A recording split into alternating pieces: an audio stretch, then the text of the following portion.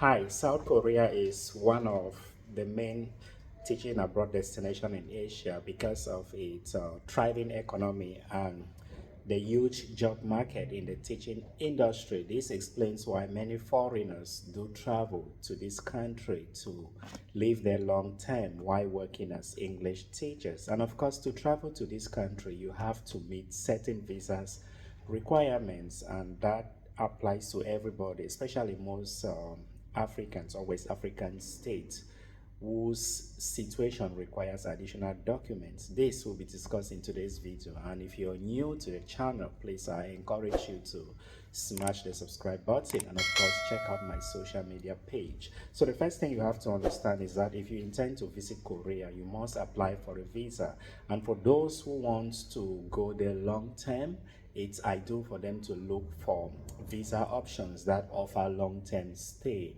And if you are applying from abroad, that is, you are not in your home countries, these are the documents you must compile. For example, let us assume that you are in Thailand and you intend to apply for a visa for Korea. You need to first of all have a legal stay in Thailand in the form of a long-term visa, and based on the Korean immigration rules, especially here in Bangkok, the embassy requires foreigners to have at least a 2 years visa to be able to apply for a tourist visa for Korea. And of course, strictly accompanied is a work permit. If you have a visa, you should be able to provide a work permit, which is proof of employment, and your work permit should be issued by the Thai government, and it should be valid for at least 6 months to 1 year.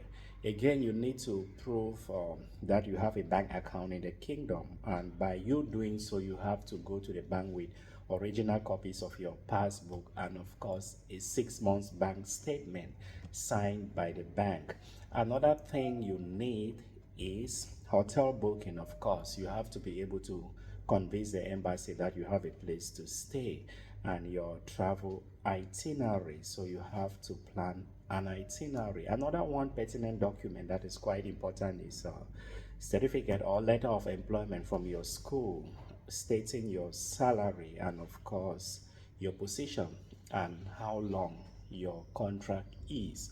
This is a document that is not to be compromised because the embassy use this as proof to show that you will definitely return back to the country, which is Thailand in this case, or if you're applying from somewhere else, you return back there. And of course, to cap it all is a re-entry permit. You must be able to submit a re-entry permit. Re-entry permit shows that you will definitely come back to Thailand.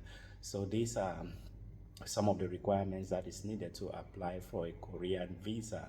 And of course, for those who are studying as students, you equally need a letter of admission from your university that shows that you've been admitted, and of course some proof of payment of your fees, because at the end of the day they want to discourage more people from going to Korea and staying there, especially illegally. So they are strict on this, and these requirements partly explains why it's difficult for an African to apply for a Korean visa, especially here in Thailand, because to have 2 years visa is almost impossible, except you are on non-O guardian, non-O marriage, or ED, because for most who are engaged in employment, contracts here are on yearly basis, and of course your visa is issued on a yearly basis. So this partly explains the challenges. I hope if you're planning to visit Korea, this video guides you on how to go about it. And if you have any question, feel free to drop a comment in the comment section of this video.